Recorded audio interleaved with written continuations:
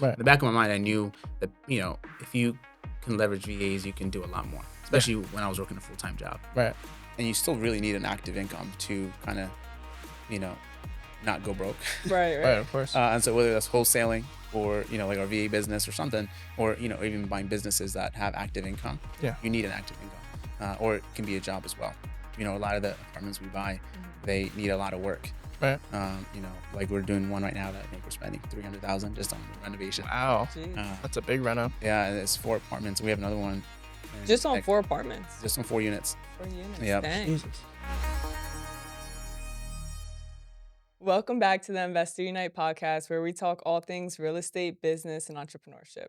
If you are looking to ignite your real estate investing, then join us on Investors Unite. And on today's episode, we got a very special guest. He's been crushing it with, real estate wholesales, does fix and flips, but doesn't really like it, which we'll dive into. Also has a virtual cold calling company, virtual assistant basically company as well. So super excited to just dive into your story. Without further ado, we got Ephrem Bekere.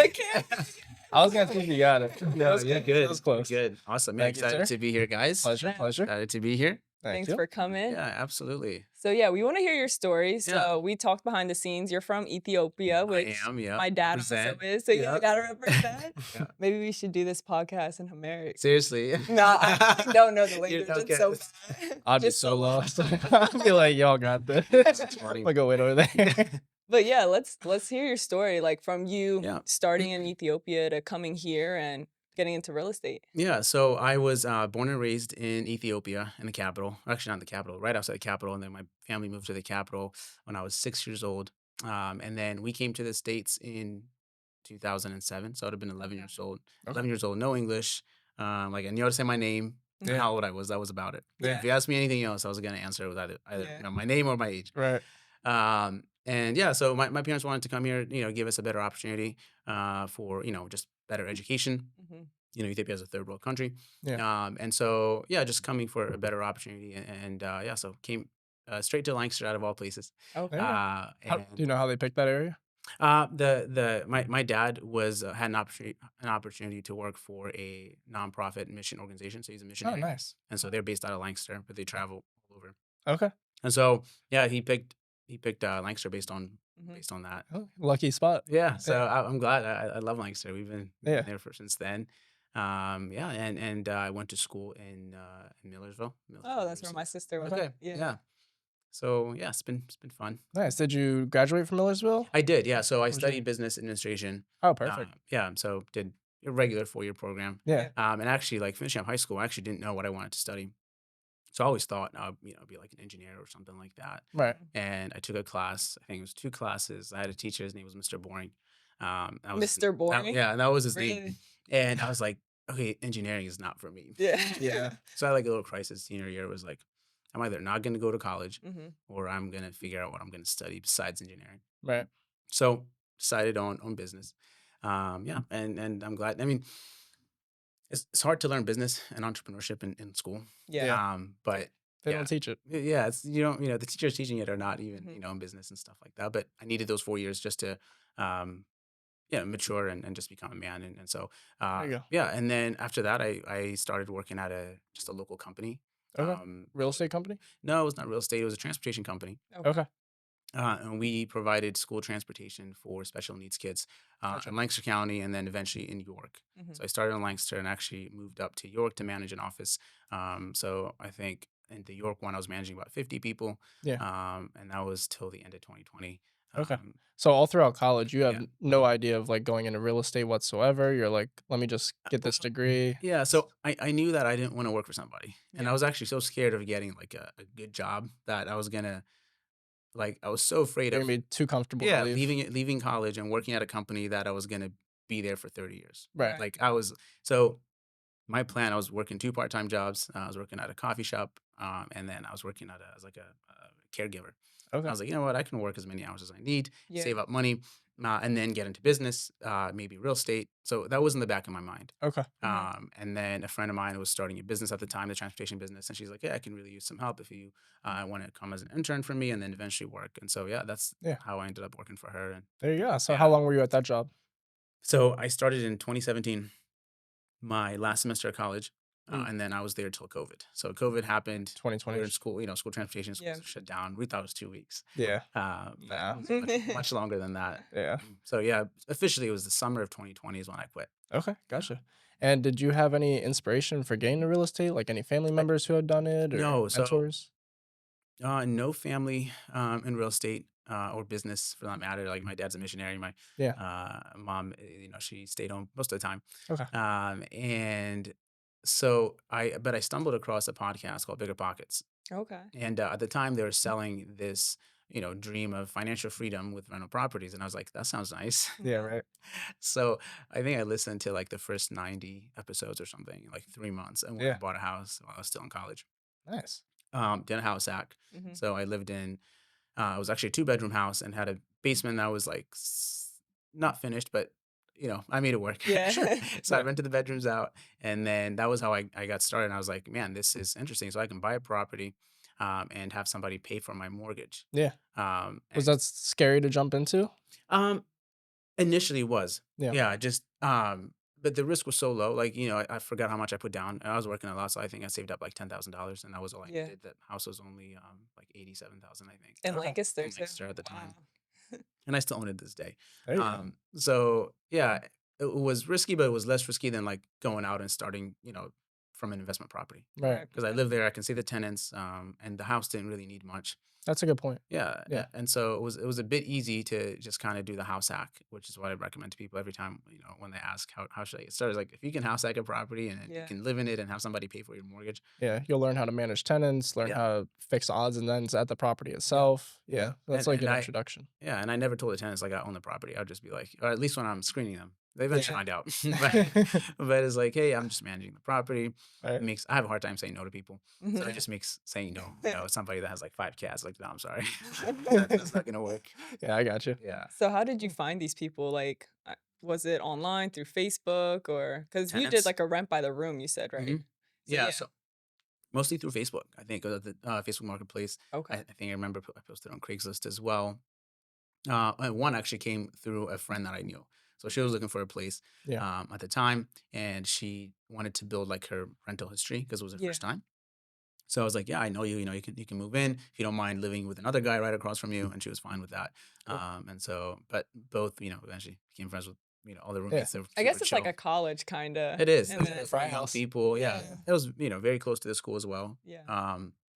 And so yeah, it worked It's out probably easier for right my now. first. Yeah, Getting close. Yeah. yeah, and like I didn't have any major like renovation issues or like There you go. hiccups, and so it made it very very easy.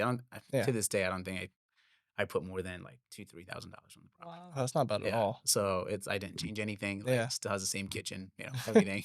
Very cool. Now, with you But doing your first house hack, Yeah. what led you into? Was the next step flipping or wholesaling? So I'm still listening to Bigger Pockets, and they're heavy on like, hey, buy a bunch of rentals and then retire. So I'm like, you know what? I bought my first house. Let me just buy 20 this year, Yeah. and then hopefully retire. 20. Oh, I was like, shoot. I'm gonna buy 20, and I just kept looking on the MLS and, Yeah. and stuff like that, and I just didn't find anything. Or I guess I didn't know what I didn't know at the time. Right. I was like, where am I gonna come up with all the money and Mhm. stuff like that? And so I did that for like what, almost 3 years of just being stuck in analysis paralysis. Yeah. Okay. And then I think late 2019, I heard about wholesaling.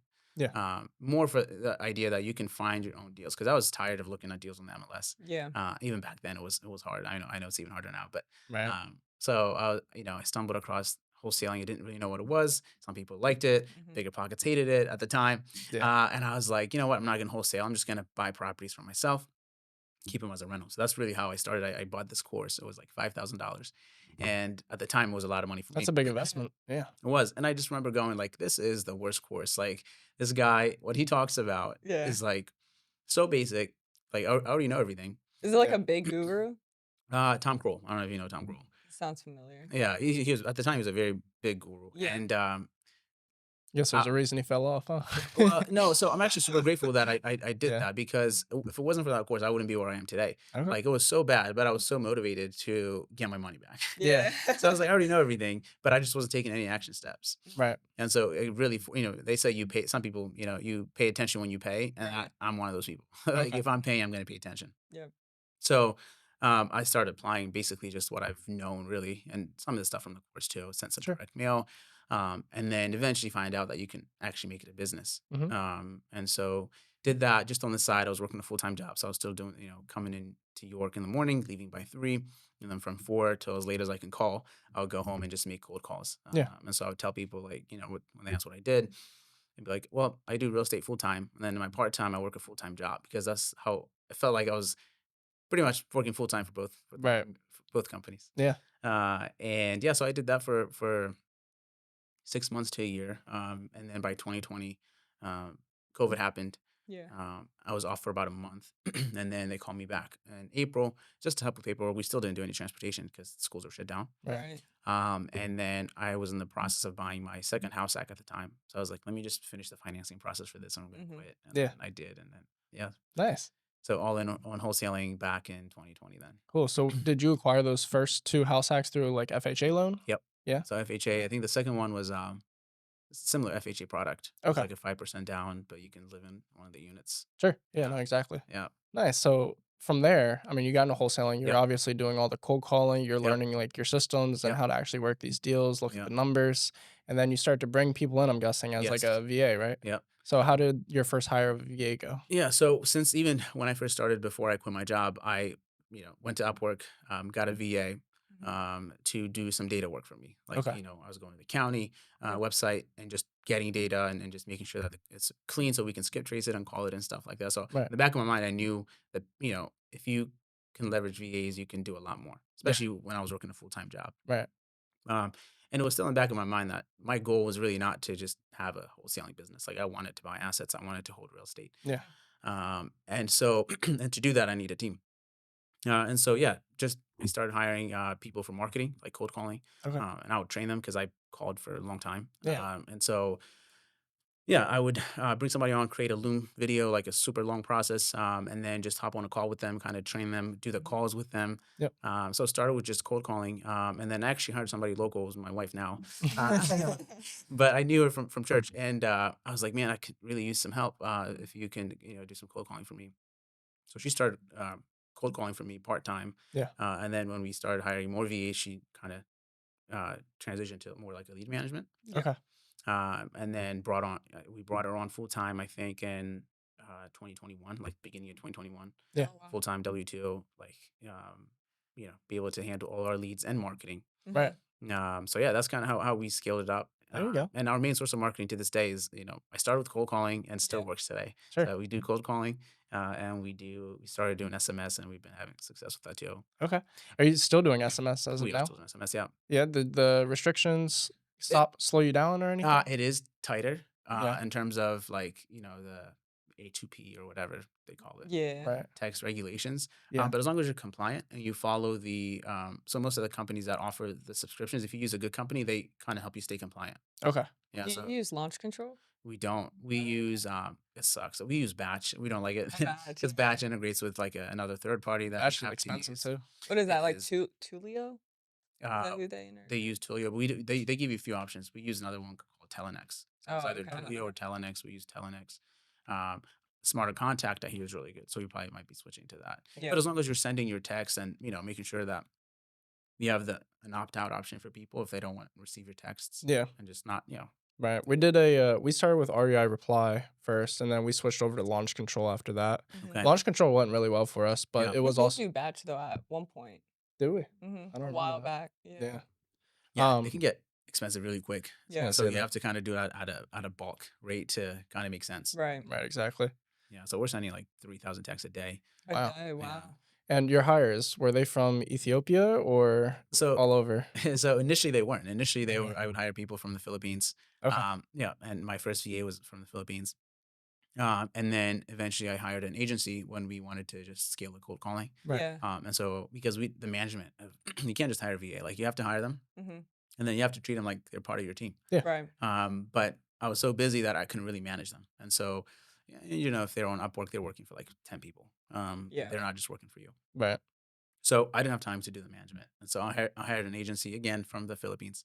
And so they did a good job. But again, when you're cold calling and you hear somebody call you and you can tell that they live in a completely different country, Mhm. like you're losing out on a lot of opportunity. Right. They're more inclined just Yeah, to hang up. Yeah. correct. Yeah. And so I was like, you know what, there's got to be a better way to save money and still sound like you're not foreign. Right. And so I was like, you know what, I'm sure I can find good talent Mhm. from Ethiopia, which is where I'm from. Yeah. I know Yeah. a lot of young kids, especially, speak great English. Yep. And so yeah, started doing it just for myself.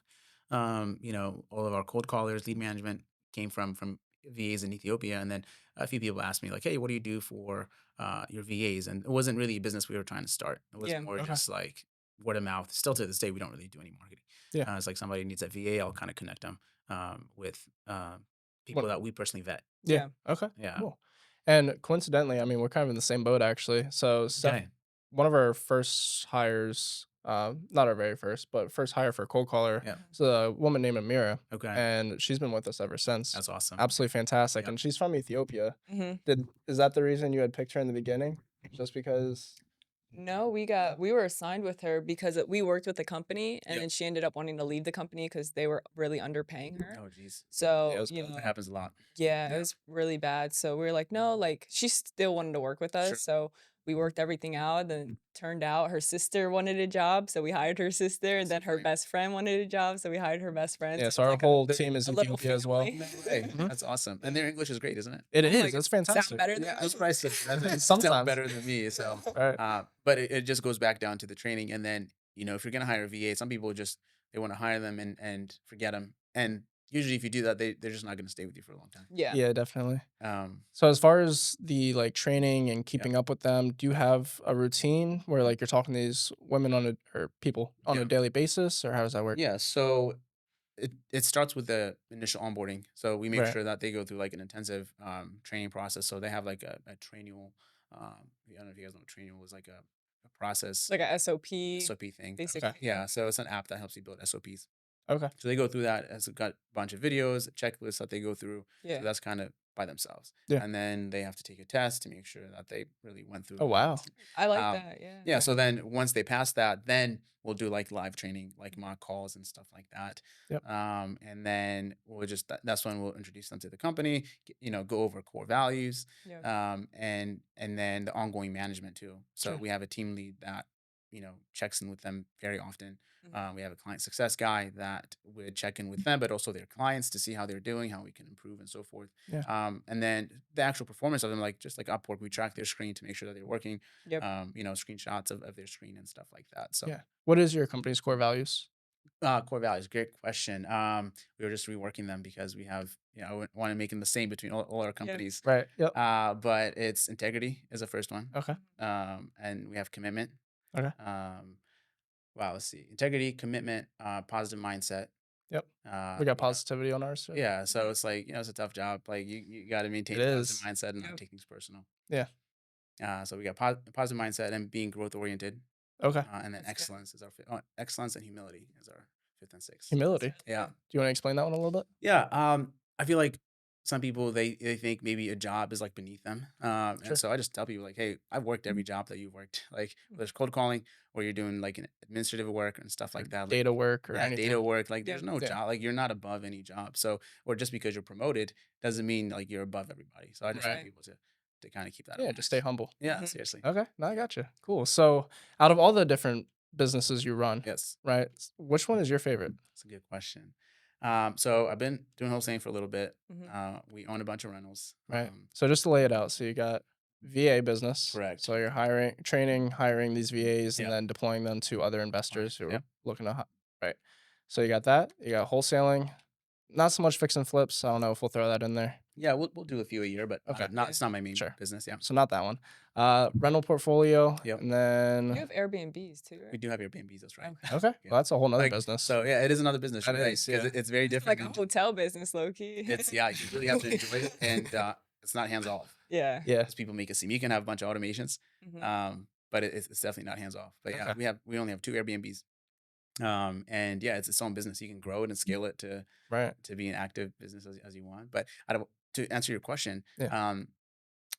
man, I would say I've been enjoying the virtual assistant business a lot Okay. because it's rewarding to be able to give employment Mhm. and to be able to pay people really well. Yep. Yeah. Um, and then also just see clients, be like, hey, you just took so much off my plate. Right. That's super rewarding. Um, Yeah. Again, I started real estate or wholesaling because I wanted to buy rentals. So I'm still passionate about buying rental properties. Yeah. I don't know if I want to keep buying smaller stuff. Start moving Maybe, up to larger yeah, complexes. yeah, larger stuff that has better cash flow. Right. Yeah. We did a bunch of bird deals and, we're up to like 50 units. But even then, you're cash flowing, not a lot. Okay. What Because would you're you say leveraging. per door? So my target has always been $100 to $150 a door. Yeah. Oh, okay. I'm very conservative. So, we have 5% for vacancy, we Mhm. have 15% for reserves and maintenance. Oh, wow. Okay. And which is in Lancaster City, like you're buying buildings that are built in 1900, you're Yeah. going to get 50%, reserves. Yeah. We'll adjust it if we renovate it a lot. Right.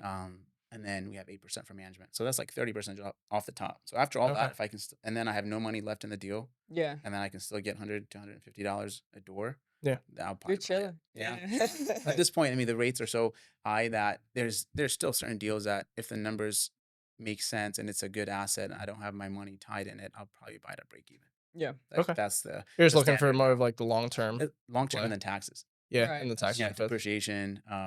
Because we have an active business, wholesaling real estate, and Right. so we can offset 100% of our income through, or 100% of our losses into our active income. Yeah. Yeah. So That's a good way to look at it. it Cool. is as more a tax play and long term wealth play. Yeah. Yeah. So I want to get into the. Oh, do you have something? No, go ahead. I just want to get into the. the numbers of the VA Yeah. business a little Okay. bit. Sure. So, how many have you?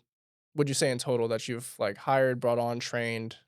So we're still kind of a newer company. Yeah. And so I know you had Gavin on a few weeks ago. Yeah. So great. We did. Yeah. yeah, so I was working with him on bringing an administrative assistant for him. Yep. But we're up to 16 VAs now. Okay. That That you've deployed to other companies. correct. Okay. Yep. Nice. And it ranges from, of course, we do a lot of cold calling. But then we have, we work with a guy that does a bunch of Airbnbs, Mhm. and all their messaging and stuff like that is handled through Okay. our VAs. He has 3 people that work for him from 7 to 10, Monday through Sunday. Gotcha. And then how do you get paid in that transaction? Yeah. Are you the ones paying the VAs and Correct. these clients So are we paying you? correct. Okay. So Gotcha. we handle all the management of the VAs, all the payroll, and everything that comes with that. Yeah. And then yes, we'll send them an invoice every 2 weeks. Okay. And then we have obviously a margin between what we pay them and what we charge. Sure. Yeah. Now Have I'm you- curious. Oh, go ahead. No, go. I went was last just time. curious, like with you, because you go word by mouth, kind of. Correct. So, like, if a friend was like, "Oh, you should work for this company," and then they come on, so they're just a whole bunch of VAs you're paying under you from the jump until you're waiting for someone to come in and say, "I need a VA." No, so we don't. So if somebody says like you guys come and say, hey, can you get me a cold caller? Yeah. We'll say sure. We'll start the sourcing process. So we'll either go through a pipeline of people that we know are interested. We're not paying Yeah. them, but we know they're interested in working or they're looking for a job, Yeah. or we'll actively recruit people to see if they're interested. So we'll post ads, and start doing interviews and stuff like that, and try to match you with whatever you're looking for. Gotcha, Yeah. gotcha. So Okay. at that point, then whenever they're assigned to you, that's when they get. Whenever you pay us is when they get paid. That makes sense. 'Cause Yeah. I wasn't sure if you had like a whole bunch of 20 overhead. people just like Yeah, waiting. No, no, just no. waiting. Yeah. And they all work from home. We thought about opening an office, and maybe we will at some point. Mhm. But for now, they just work from home, and they enjoy that too. Okay. That would be pretty cool. Because Yeah. have you traveled recently to Ethiopia? 2 years ago, I think I have. Yeah, I think Okay. it was almost 2 years ago. I try to go every year, every other year, so I enjoy going back. Yeah. Yeah. What, like a 13-hour flight or It is something? long, 13 hours, and then I think 17 coming back because there's a small layover. So it's long. Jeez. That is long. Yeah, Jeez. Okay. Yeah, they've been trying to get us to come down, like our yeah. team members. Oh man, it's fun. You got to go. Yeah. Yeah. We'll Yeah. have to. We definitely do at some point. Yeah. We've been talking about it for what 2.5 years now. Yeah. Oh yeah. No, you Yeah, got we'll it. head out next year. That's funny. Yeah, No, we love it. you'll love it. I mean, I'd love going back. I haven't been able to in the last 2 years, but Okay. Mhm. I try to go as much as I can. And then not to get if this is too deep, you can say that. Sure.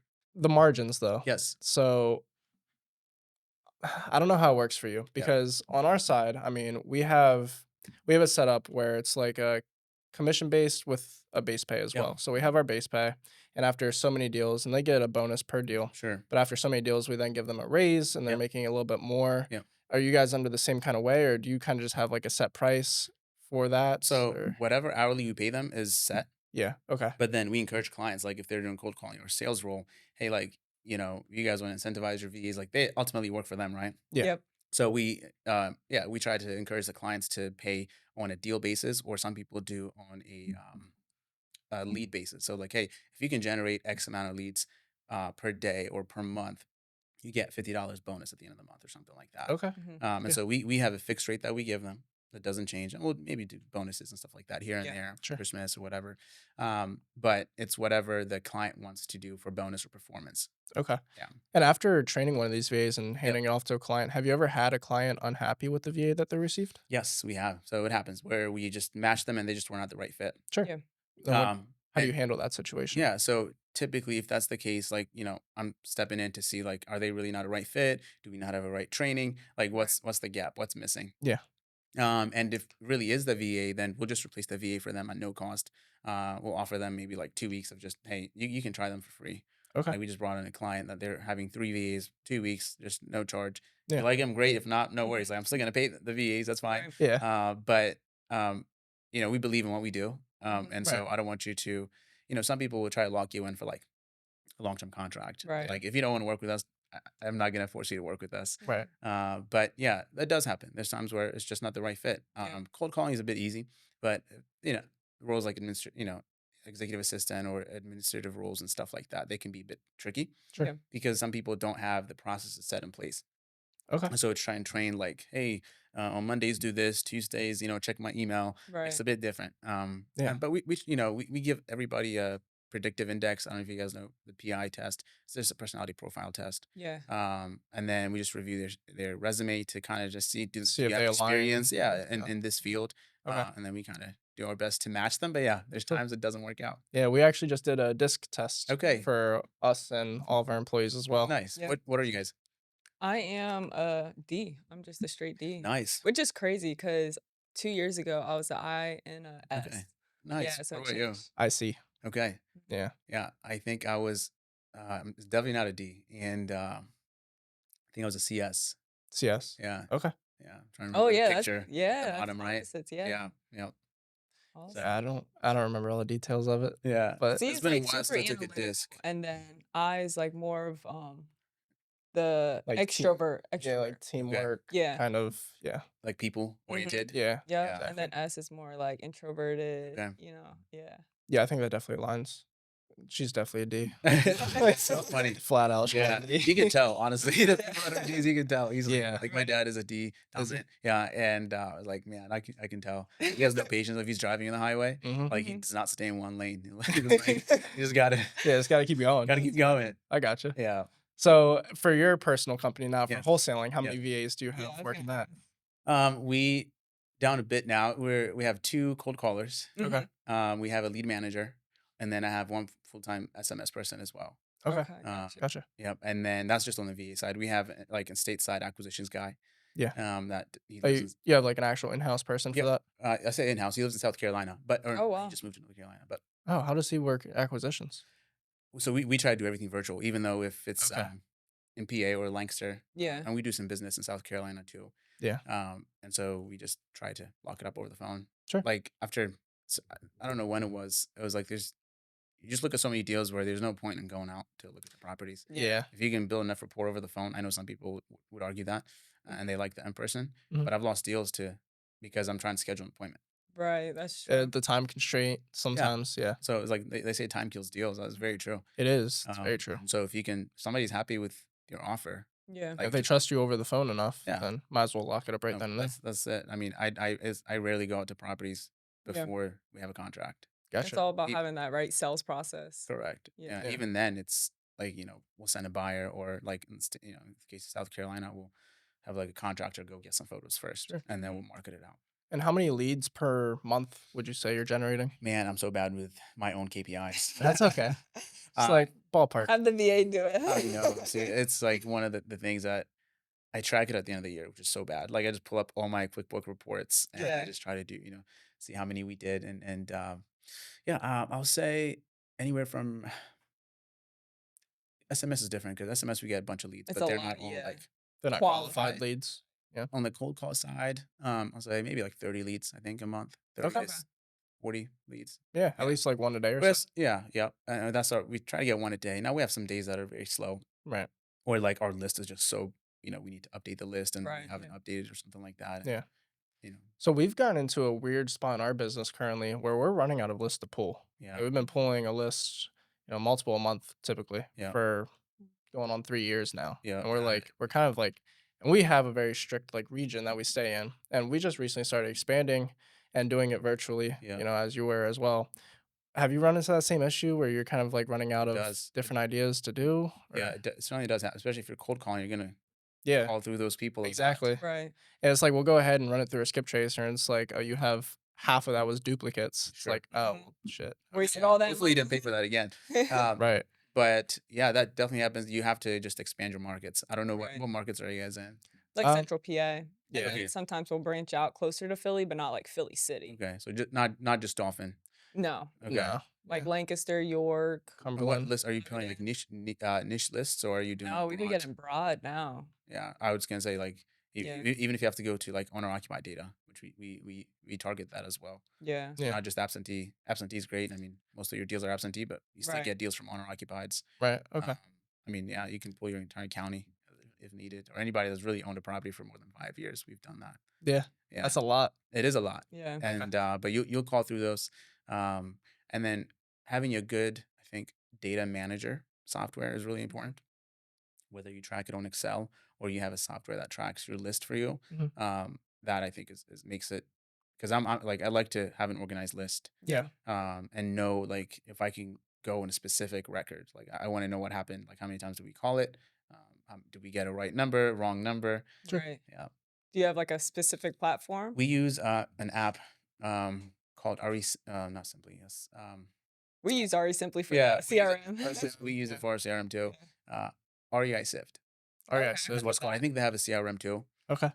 But we don't use. I mean, we've been using Simply for CRM. Right. So on the data side, we just use REI Sift to manage all of our records are in there. I think we have like 300,000 almost. Sure. Wow. Okay. Yeah. And then how many wholesales are you getting per year? Um, per month, I think we're probably doing 1 to 2. So it's not a lot. And Lancaster's a good market. So our margins It's a are very competitive good. It's a market. competitive market. Yeah. Yeah. But we have really good margins. And I think this year we're up to 15 by now.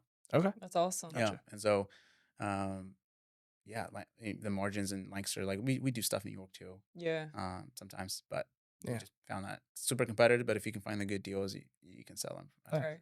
Okay. Now, a higher rate than with your cold callers, like your system, you have your cold callers call yes. from Ethiopia, and then you have a follow-up specialist also. We have a lead from- manager, but typically it goes from once it becomes a lead, it goes to RE Simply, our CRM, Yeah. and then acquisition calls. Oh, okay. So your guy from South Correct. Carolina. And if they're not really qualified, like if he can tell, Yeah. then he'll pass it to the lead manager to nurture. Okay. But if they're ready to sell, he's gonna call them. Sure. And how did you find your guy from South Carolina? Good friend of mine. Oh, really? He had moved for school and he was just finishing up school. Okay. And I was like, hey man, I need acquisitions. Do you want to work for me? And he's like, sure. Yeah. Did you do like his training or? I did, yeah. Yeah. So Okay. first I had bought a sales training a long time ago. Yeah. And so I just like finished this Mhm. and then we'll get on a call. Yeah. And just showed him how to count properties. And it actually was for me, I'm super conservative. And so like, I'm like, oh, I don't know if I can make this work for him, his own emotion, like, cause his background is not real estate. Mm-hmm. So Yeah. it's like, here's the numbers. Like, that's what I gave him. I was like, yeah, I think it's a bit high. And then we're like, well, I guess we still sold it. Like, There you go. we rarely cancel contracts. And so, Does he also do dispositions? I do dispositions. You do dispositions. Yeah. Okay. And do you have a buyers list that you typically target first? I do. Like Lancaster's VIP easy. buyers? Yeah. Lancaster, like I know a lot of the good buyers. Yeah. Like Yeah. we do almost everything on assignments. It's rare that I do double close. And then South Carolina, yeah, we're still building our buyers list. But Okay. yeah, we've done a few innovations there. It's just a bit easier. Yeah. Yeah, because South Carolina Pennsylvania is now adapting like more South Carolina restrictions in terms of wholesaling. So a lot more like disclosure about everything that's going South on. Carolina is straight up trying to make it illegal. Exactly. yeah. There's not a lot of attorneys, if any, that will actually do assignments. So Wow. you'll Yeah. have to double close. Even the double close, I've had attorneys tell me, I won't double close for you unless you buy the property, have it be recorded, Yeah. and then your purchase agreement with the buyer has to be post the close. And so Right. like it just doesn't make sense. Yeah, that makes it hard, and Yeah. once you're paying that extra closing cost, the transfer tax, everything Yeah. like that, your margins start to decrease a little bit. Yeah. Just makes it harder to work a deal. Absolutely, absolutely. And so, yeah, I mean, if we can, well, now we can't even novate in South Carolina because of this. Yeah. Wow. So you have to just buy it and double close or stay in PA. And that's why I love wholesaling, and it's got me, the ability to quit my job and stuff like that. But Yeah. Yeah. yeah, we love to focus more on just acquiring more rentals and growing your VA business. Okay, so Yeah. you said you're at 50 doors now, right? About 50 apartments, yeah, 52, I think. Nice. And Yeah. how many buildings does that consist of? I want to say maybe 14, 15. Okay. Yeah. So most of them are like 4, 5, 6 units, 8 Yeah. units. Yeah. Small multifamily. Small multifamily in Lancaster, all across Lancaster County. Um, yeah, Yeah, and you have property management for that, I right? do. So I've never managed my properties except for the ones The house act. house act, but Yeah. those I still manage today. But the other ones, yeah, it's all managed through property management. I mean, I was not a good manager even. Okay. I just knew that about That's myself, fair. and Yeah. so I just delegated that to a management company off the top. And how's that been going for you? Going well. Yeah. Yeah. I mean, there's no perfect property management company. Okay. Yeah. But you have to, just because you have a management company doesn't mean it's a passive business. Mm-hmm. Right. And so, whenever we get reports, I try maybe once a quarter if I can review all the reports to see what was, I might be overcharged for something. Right. I like to stay in the loop. Sure. And so yeah, Yeah, of course. still have to manage the manager. Now, Okay. for the acquisitions Yes. for all those multifamilies, did they just come from the cold calling and SMS? So for a certain time, I was targeting just like multifamily properties. Mhm. So it was through cold call, SMS, and we've done direct mail as well. Yeah. And so, but yeah, 100% all of them were through um, off market. And I'm curious, what's like your percentage, would you say?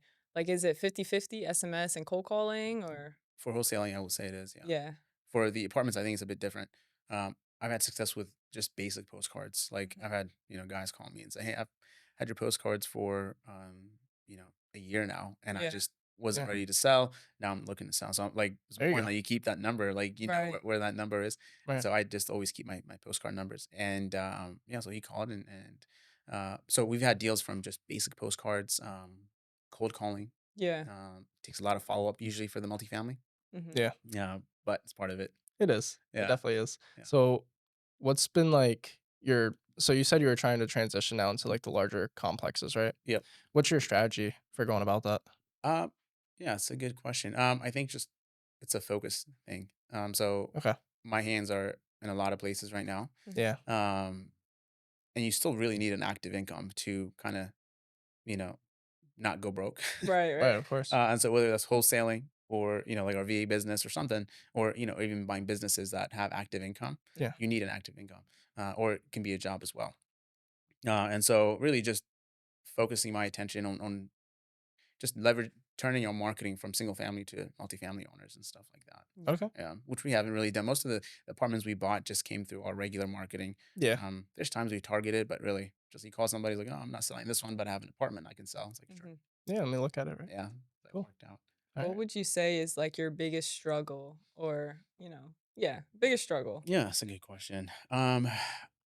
You know, finding good contractors is always a struggle. Yeah. I don't think I've mastered that in the last 5 years. And a lot of the apartments we buy, Mhm. they need a lot of work. Right. Like we're doing one right now that I think we're spending 300,000 just on the renovation. Wow. Jeez. That's a big reno. Yeah, and it's 4 apartments. We have another one Just on 4 apartments? just on 4 units. 4 units, Yep. dang. Jesus. And some of the stuff is we do high end finish. Not always. Yeah. We're Well, gonna do that Lancaster again. area, you kinda Correct. You got have to. to. Yeah. You have to. And we have another one next year. That's more than that. It's a small micro units, five apartments. Mhm. Um, and just like I said, I hate managing anybody really, let alone Yeah. contractors. And so it's like I've managed contractors before. I didn't like it. I've hired GCs before. It's got its pros and cons. Yeah. And so I'd say just maybe try and find a good team of people that either work for me, and we bring them on, or just use regularly. Yeah, Yeah. Sure. I'd say it's a big challenge. So what out of like your wholesaling VA Yep. and rentals, right? Yep. So obviously you want to grow all of these. Yep. What's your main one right now that you would like to scale? I'm okay not doing wholesaling. Like if that business stops, Yeah. because there's something about having recurring revenue. Yeah. And when you're wholesaling, you're always kind of chasing after the deal. Right. Rental properties, you get rent every single month, hopefully. Yeah. Mhm. And for wholesale, it's like once you get that deal, it's like It's done. cool. Now what? You got a big Gotta go chunk. find another one. Yeah, you Yeah. got a big chunk, but you got to find. I'd rather make $10,000 a month consistently, then like Having every a fight for Couple that deal. yeah, every couple Yeah. months you make 50 grand. Like, so you know, wholesaling is great, but like I said, I don't mind if it stops. Yeah. And at some point we'll probably transition into something else. Yeah. Right. But yeah, so the VA business and apartments. Okay. Started buying apartments late 2020. Yeah. And yeah, I want to continue to buy some more. So There you go. Now, can we break down the yeah, $300,000 reno, like purchase price, yeah, acquisitions, everything? yeah, ARV. Yeah. yeah. So that's a good question. So this one is a deal that actually did not go according to plan. Yeah. Okay. So Never it's a usually rough do. deal. Yeah, it's a rough deal. And I learned a lot throughout the process. Mhm. And as in Lancaster City, it's 4 units and it was vacant. Um, and in Lancaster City, if you buy a property that's 3 or more units and it's vacant, Mhm. um, they expect you to bring everything up to date, like 2024 standard. I'm talking like for Wow. code, like sprinkler systems and stuff like Sprinkler. And a 4 unit. 4 unit. And there's a way you can get around it. Um, you know, but then they want you to like double up on drywall and stuff like that. Yeah. So that's what started it. And I didn't know that. Like, I was like just a regular flip. Right. So basically you have to go through a commercial review. You have to Mhm. get architectural drawings. That whole process. So we bought it Jeez. 6 months. We didn't do anything. Yeah. Wow. I'm paying $4,400 a month in private money. Yeah. And so 6 months of just waiting till we get the drawings, 15 grand, uh, inspections, 6 grand, um, and just waiting, really not doing anything. Yeah. This sounds like it's gonna be one of those long-term Mhm. It's like you holds. might as well knock the whole I building might down actually and sell that one. rebuild. Really? Yeah, yeah. Okay. We just have a lot of money tied into it, Yeah. Yeah. and we're looking at potentially buying a business. And so I'd love to free up some capital. Yeah. So I had a guy that was looking at it. I think he's gonna buy it, but Okay. it's a nice area. I would have loved to keep it. Mhm. Yeah. But So how much did you get it for in the beginning? 280. 280. Okay. Yeah, 280. And the 300 includes, I think, our holding costs because I was looking at our Okay. books this morning. That's good. Mhm. And our holding costs are like, you know, close to 60 grand by now, just in private money Right. Because 4,400 a month a month. It's a lot. adds up. Yeah. And we bought it for 280. We borrowed 480 Mhm. Okay. for the property. And then it just went over budget. So you have 100 out of your own pocket then? I have 200. Somehow I have 200 out of pocket. Jeez. Wow. Yeah, it's rough. Uh, And what's ARV? Projected ARV? like 700, 800. Really? Yeah. I mean, That's high for a 4 unit. it is. But Lancaster is different though. it is very different. It's a nice Yeah. part of town. Mhm. And you can get the rents are very strong. It's Yeah. got Okay. 3 parking garage in the back plus another off-street parking, There you go. Yeah. which is rare to see. And how many bedrooms are these units? 2 3 bedrooms, Oh, and that's then a studio nice. and 1 bedroom. Okay. Yeah, Gotcha. And what's rents look like over there? Like for a studio, one three bed? bedroom you can probably get 1800, Okay. 1900. Mhm. For the studio and the 1 bedrooms, I kind of see them as the same. Like I can easily all day get 1200 for a nice studio with AC. For a studio. Yeah, Wow. That's good. yeah, and with parking. Yeah. Yeah. And I'm talking like any part of Lancaster City, like rough parts. If it's nice, you have Mhm. AC. That's impressive. You can get 1200. Good tenants too, like not. Yeah. So yeah, 1200 for the studio. 1 bedrooms, maybe a little bit more, but I just underwrite it. That's 1,200. Yeah, Conservative. yeah. Okay. So yeah, it was a lot of learning. Just working with the city. Like they passed a new, I don't know if it's a bill or whatever you call it, but Mhm. even when it comes to the fire security, fire alarm systems, Yeah. where basically they want you to install interconnected smoke detectors, and this is all within the last 12 months, which I Wow. didn't know. Oh, we haven't heard of this yet. Yeah, and so, Well, but that's again, just this Lancaster, applies. though. It Right. is just Lancaster, and this applies if you're bringing things up to code because Yeah. you're more than 50% vacant. They call it. Yeah. That's 15 grand that you don't budget for. Right. Right. So how did you get around the sprinkler system? This one. The sprinkler system, the architect just drew it in a way that there was some parts of the house you really have to like have 2 3 layers of drywall just for Oh, fire ratings. Our drywall bill is through the roof. Sometimes like I might as well bet. get the sprinkler system. We have another one. We'll probably just do the sprinkler. And again, it's only a 5 unit. Wow. Yeah. Um, and So the guy who's interested in this one now, did you give him a price yet?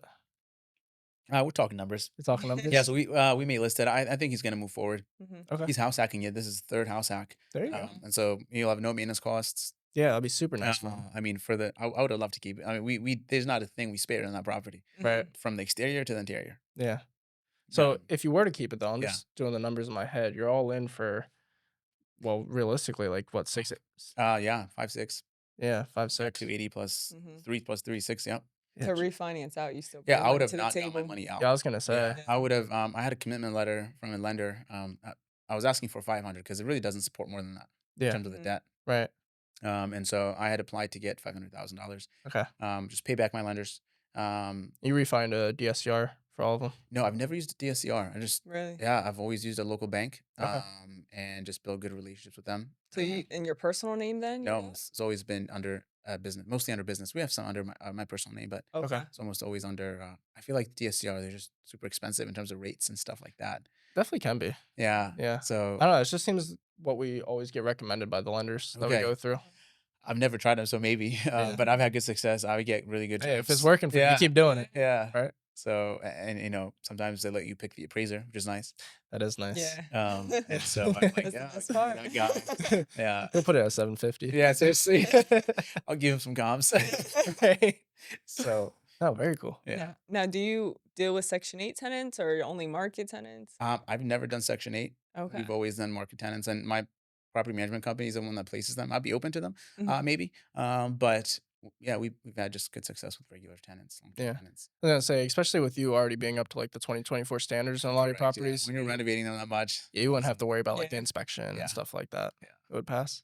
Yeah, Yeah. Cool. yeah. Most of the apartments we try to renovate them as much as we can if the numbers make sense. Obviously, Right. that's why Right. we're leaving a lot This of one's a money.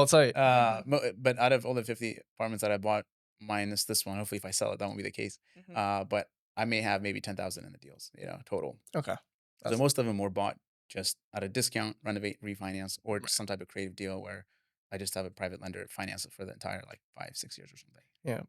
What's been your best deal? That's why, yo, I was literally about My to best ask deal. that. That's a good question, man. Like biggest maybe cash out that you've done, or maybe most Or cash flow. I'll tell you per one unit? that was a Biggest wholesale, and then one on the rental side. Sure. We did a deal earlier this year where we bought a property for 80 grand in Lancaster, and we sold it for 180. Wow. Did you touch double it? close on that? Huh? Did you do anything to it? No, nothing. Just wow. Yeah, Jeez. yeah. There You go. got to double close with that one. You have. Yeah. I trust you, That but fly. I'm just gonna close on that. And so yeah, that was one. Wait, what was that? Was it like a So- specific Well, list or like, No, it was a guy I bought properties from in the past. wow. And I bought another property from him. This other one that we're gonna put a lot of money in downtown. Okay. Lancaster. And he was selling this. It was one of his last properties. It was a 3-unit apartment building. Yeah. 3 and- units? Yeah, too? and I just didn't want to spend any money. It's vacant, Yeah. so I was like, I already have Oh, experience with dang. vacant buildings, Yeah. and you probably could have gone away with, not doing a lot, but I didn't. I want to make him look nice. Right. Right. Of Um, course. And so I was like, I'm just not dealing with this right Yeah. now. And I just sold it and it worked out. On the rental side, one of my first apartments that I bought it for 300,000. It was a 6-unit, big building, Mhm. 7,000 square feet, On market. on Lancaster City on Manor Street. Okay. And I bought it for 300,000 cash using a hard money lender, and then 2 months later, got a loan on it for 313 from a local bank. There you go. Oh, wow. And so it would have got appraised without even us having time to renovate Mhm. or raise rents. Yeah. And so we renovated the property, really just 1 or 2 units, Okay. and then raised the rents to not market because not Yeah. all of them were renovated. Mhm. And then a year later, we cashed out again another like 200,000, I think. Jeez. Just on the refi out. That's really 'Cause good. that's, yeah, getting a 6-unit for 300 Yeah, in in Lancaster City. Lancaster. Yeah, Yeah. That's really that's impressive. an old building. I mean, it's brown built, old building at the corner of Manor Street, but Yeah. it works. So when you're running your numbers on Yeah. these 5+ units, Yeah. are you using cap rate for any of it? Just to estimate, like, At times I do. okay. Yeah. So I'll use cap rates and comps. Yeah. I say Lancaster is more of a desirable area than It is. Harrisburg, Mhm. right? It is, but even in Lancaster City, the cap rates depend on the location. Right. Mm. Okay. So whenever I get appraisal reports, I just go through the entire report to see Yeah. what cap rates they used, what rents Yeah. they used. What seems to be like the average? At the time, like Manor Street was 8%, Okay. is what the appraisers were using. So I would try Yeah. to underwrite based on that. Yeah. And then if it's like the one we have now in Chestnut, that's like probably 6% maybe. Okay. Wow. And so yeah, it depends on the location. Yeah. But yeah, typically I just work backwards to see what I'm going to put in it. Okay. And then 80% of that is what the seller's going to get. I just bring that up specifically because on our last video, we Yep. did a deal analysis on Yep. the 6-unit that we had just acquired. Okay. And at the closing table, we got like $3,900 Oh, back. those are So the best. it was amazing, right? Yeah. And so we go ahead and post it, and one of the very first comments is some guy, I don't know who it is. Yeah. They're just he was like, on these smaller multifamilies, like stop using cap rate on it. There's it doesn't make any sense when maintenance is gonna be so much higher from building built in the 1900s, something like that. And I'm just thinking in my head, I'm like, if the bank and the appraisers use cap rate to determine Correct. the valuation of my building, then why wouldn't I use cap rate, Yeah, right? you definitely want to take that into consideration. Right. Yeah. I mean, yeah, if you look at an appraisal report, it's gonna have income based Yeah, exactly. report, and so and some appraisals will use comps, but they're not gonna disregard cap rate. No. So typically, the ones I've seen, they'll use both comps and income based approach, and then Yeah. at the end decide what they're gonna do. Sometimes they'll do a mix of both. Sometimes they'll just do income based. Sometimes they'll just do comps and disregard the cap rate. So it does happen. Yeah. But it just depends on what the appraisal is gonna do, and Right. it's really just a judgment Yeah. call. Yeah. Anytime you're looking on like Crexy or something, or even Yep. on the I never look at MLS. those cap rates. Yeah, I was Yeah. gonna say, like, they even have them listed, I but don't go based yeah, off I of it. never look. Yeah, you're right. They do have, selling at 8 cap or 9 cap, 10 cap. Yeah. Yeah. I just come up with my own numbers. Yeah, exactly. Just Now, what are your goals? That's a good question. I used to say I want to own 100 units. I don't think I care anymore. yeah, you're halfway there. Yeah, halfway. But yeah, my wife and I, we just had our baby. Oh, Yeah, congratulations. thanks. 6 Nice. months, Exciting. almost 6 months. Oh, also, I don't think we brought this up. You're only 29. I am. You Yes. obviously look really young, but Yeah, still, I mean, you're under 30 and you've Yep. already done all this. Like, Yeah. That's congratulations. Oh, thank you so much. Yeah, it's been a fun journey. Yeah. But yeah, I'd love to just spend more time with my family. Okay. And grow a business that serves me, and not the other way around. I think oftentimes we get distracted and spend a lot of time in our business, Yep. and never really. And this the struggle of of pain or of growth. I mean, is when you kind of have to scale your business in order to step out of it. Right. And so, yeah, my goal would just be to scale our businesses enough that I can step out and It's spend just more like time with fully my family. automated at that point. Yeah. I mean, you still have to spend some time, but not, Of course. 40, 60 hours a week. Yeah. Right. Yeah. That's an amazing goal to have. Yeah, absolutely. Thank- Well, Do you know if Oh, go ahead. sorry. One more thing before Yep. we wrap it up. What's a day in the life for you? It's a good question. Yeah. Typically, I'm up at 6 in the morning, Okay. and I go to the gym. I signed up for a CrossFit class because that was the only way I was going to get up in the morning. You like CrossFit? Yeah, I like it. It's hard, isn't it? It is hard. Yeah, It's hard. It's very hard. Yeah, but yeah, I wake up, go. I have to manually sign up to the classes, and so that's the only reason I can Yeah. get up in the morning. So that's at 6, and then I'm back probably by 7:38, Mhm. and get ready, and I'm at my desk by 9. So I work from home. Yeah. And then it just depends on what we have going on for the day. Typically, I try to plan out my day before I start. Right. And so, like this morning, I was working on some marketing stuff for our Okay. team for the real estate side. And then, yeah, just whatever. I try to finish by 5:30, and then spend time with my wife, my child. It's amazing. Awesome. I love to hear it. Yeah. Well, thank you very much for coming on. Absolutely. It was a truly pleasure, guys. It was a lot appreciate it. of fun. Absolute First pleasure. time, but I love hearing all the stuff that you're getting into. yeah, absolutely. It was a pleasure meeting you guys. We'll have to bring you back on at some point. Absolutely. Do another deep dive on what you got going on. Yeah, that'll be fun. Well, yeah, we'll make sure to leave Ephraim's information down below. So if you guys want to connect with him, or if you need a VA for, you know, any real estate needs, or is it just real estate, or do you do any? Really anything. There you Yeah. go. Whether it's cold callers or administrative assistant, yeah, feel free to reach out to us. There you go. Awesome. Well, yeah, guys, make sure you go subscribe, give this video a thumbs up, and we'll catch you guys. Oh, sorry. One other thing. We Oh. just hit 1,000 subscribers. Oh, so yeah, thank you. thanks for 1,000. Yeah. That's amazing. But yeah, with that being said, we'll catch you guys in the next one. Peace.